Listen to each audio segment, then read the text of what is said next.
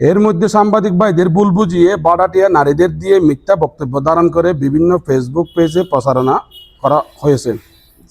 আমরা তাদের হুমকি দামকি দিয়েছি উক্ত অভিযোগ সম্পূর্ণ মিথ্যা বানোয়াট। আমরা নিম্নলিখিত তফসিলভুক্ত জমির মালিকবৃন্দ আপনাদের সম্মুখে উপস্থিত হয়ে গত 1-3-2026 ইংরেজি শনিবার কয়েকটি ফেসবুক পেজের আমাদের বিরুদ্ধে মিথ্যা ও বানোয়াট অভিযোগ প্রকাশ করায় উক্ত সংবাদের তীব্র নিন্দা ও প্রতিবাদ জানাচ্ছি। প্রিয় সাংবাদিক ভাইয়েরা, আপনাদের অবগতির জন্য জানাচ্ছি যে ফতেগারকুল মৌজার BS 138 খতিয়ানের রেকর্ডীয় মালিক মোহাম্মদ জাফরের ওয়ারিসদের নিকট হইতে 12.34 শতক জমির ট্রেস ম্যাপ অনুযায়ী 10-26 নম্বর দলিল মূলে 5-1-2026 তারিখে রামু সাব রেজিস্ট্রেশন অফিসে উপস্থিত হয়ে রেজিস্ট্রি সম্পন্ন করি এবং উক্ত জমি ভোগদখল গ্রহণ করি। দলিল অনুযায়ী জমির সৃজিত খতিয়ান বাস্তবায়ন করা হয়েছে, যার খতিয়ান নম্বর 2026-10000015। এছাড়া দলিল ও সৃজিত খতিয়ান অনুযায়ী জমির দাখিলেও কাটা হয়েছে, যার ক্রমিক নম্বর 222606046419। আমরা ট্রেস মাপের মাধ্যমে জমি রেজিস্ট্রি সম্পাদনের 1 সপ্তাহ পর গত 12-1-2026 তারিখে রায়হান বেগম নামের এক মহিলাকে উক্ত জমির মালিক সাজিয়ে ফয়সাল নামের এক ব্যক্তি রামু সাব রেজিস্ট্রি অফিসের দলিল সম্পাদনের জন্য উপস্থিত হন। খবর পেয়ে আমরা তাৎক্ষণিক রেজিস্ট্রি কর্মকর্তার নিকট আমাদের পূর্ব রেজিস্ট্রিকৃত দলিল উপস্থাপন করি। যেহেতু একই ট্রেস মাপের জমিতে পূর্বে আমাদের নামে দলিল রেজিস্ট্রি সম্পন্ন হয়েছে, সেহেতু ফয়সাল নামের নতুন দলিল রেজিস্ট্রির আবেদন রেজিস্ট্রি কর্মকর্তা যাচাই বাছাই শেষে নামঞ্জুর করেন। কিন্তু পরবর্তীতে একই দিন আমাদের অগোচরে মোটা অঙ্কের ঘুষের বিনিময়ে ফয়সাল নামের আবেদনকৃত দলিলটি সম্পন্ন করা হয়, যার দলিল নম্বর 101-26 রেজিস্ট্রি তারিখ 12-1-2026।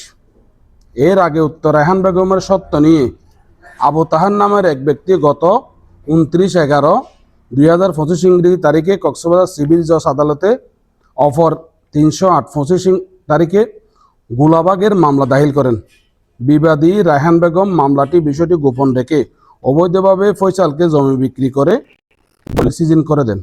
পরবর্তীতে বিষয়টি জানতে পেরে মোহাম্মদ বিবাদী করে 101-2026 বাদী আবু তাহের মামলার সংযুক্তির আবেদন করেন। মহামান্য আদালত আবেদনটি মঞ্জুর করেন। মামলার প্রেক্ষিতে আমরা রামু এসিলেন অফিসের নাম মামলা নম্বর 3880-2526 ইংরেজি ফয়সালের বিরুদ্ধে আপত্তি দাখিল করি। এর পরিপ্রেক্ষিতে এসিলেন মহোদয় শুনানির মাধ্যমে রাষ্ট্রীয় অধিগ্রহণ ও প্রজ্ঞাপন আইন অনুযায়ী 1950 এর 143 ধারায় প্রদত্ত ক্ষমতা বলে বিধিমালা 1955 এর 23-1 বিধি অনুসারে মামলাটি খারিজ করে দেন। বিরোধী পক্ষ মোহাম্মদ ফয়সাল একটি দলিল ছাড়া খতিয়ান করতে পারেননি এবং দাখিলেও নিতে পারেননি। সম্মানিত সাংবাদিকবৃন্দ, প্রথম দলিল আমাদের নামে, সৃজিত খতিয়ানও আমাদের নামে, দাখিলেও আমাদের নামে এবং জমিটি আমাদের ভোগদখলে রয়েছে। আমরা জমিটি ক্রয় করেছি মোহাম্মদ জাফরের ওয়ারিসের নিকট থেকে, আর ফয়সাল ক্রয় করেছে রায়হান বেগমের নিকট থেকে। ইতিমধ্যে আমাদের কাগজপত্র আপনাদের হাতে প্রদান করেছি।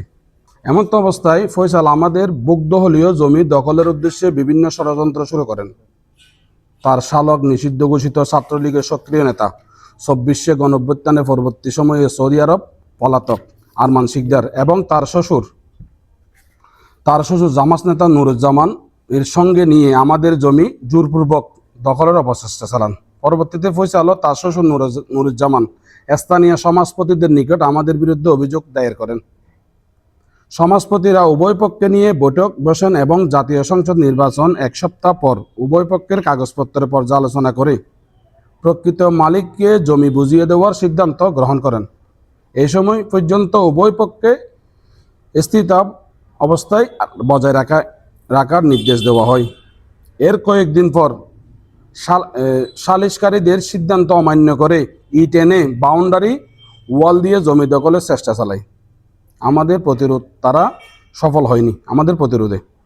এরপর ত্রয়োদশ জাতীয় সংসদ নির্বাচন আমরা দলীয় এমপি প্রার্থীর পক্ষে প্রচারণায় ব্যস্ত থাকার সুযোগে ছাত্রলীগ নেতার মানসিকদার দেশে ফিরে তার সন্ত্রাসী বাহিনীকে দিয়ে স্থানীয় সালিশ বৈঠকের সিদ্ধান্ত অমান্য করে রাতের আধারে আমাদের বুকদলীয় জমি জোরপূর্বক দখল করে নেয়। বর্তমান তারা আমাদের জমিতে বাড়াটিয়া কিছু অসাধু প্রকৃত নারীকে অবস্থান করিয়ে রেখেছে। আমরা সংঘাতে না গিয়ে আইনগত প্রক্রিয়ার চেয়ে আদালতে মামলা দায়ের করেছি, যার মামলা নম্বর 121/2026। প্রিয় সাংবাদিকবৃন্দ, আমাদের বিরুদ্ধে ফয়সাল গংরা থানায় একটি মিথ্যা অভিযোগ দায়ের করেন। উক্ত অভিযোগের প্রেক্ষিতে আগামী বৃহস্পতিবার উভয় পক্ষের কাগজপত্র নিয়ে থানায় বৈঠকের সিদ্ধান্ত হয়েছে।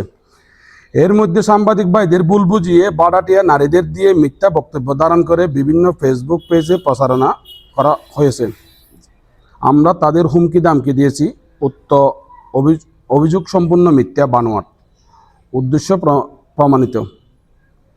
আমরা এর তীব্র নিন্দা ও প্রতিবাদ জানাচ্ছি। আমরা প্রশাসনের কাছে আমাদের বুকদখলীয় জমি ফেরত পেতে যথাযথ হস্তক্ষেপ কামনা করছি। পাশাপাশি আমাদের রেজিস্ট্রিকৃত জমিতে পুনরায় অবৈধভাবে দলিল রেজিস্ট্রি করায় জড়িতদের বিরুদ্ধে যথাযথ আইনগত ব্যবস্থা গ্রহণের দাবি জানাচ্ছি।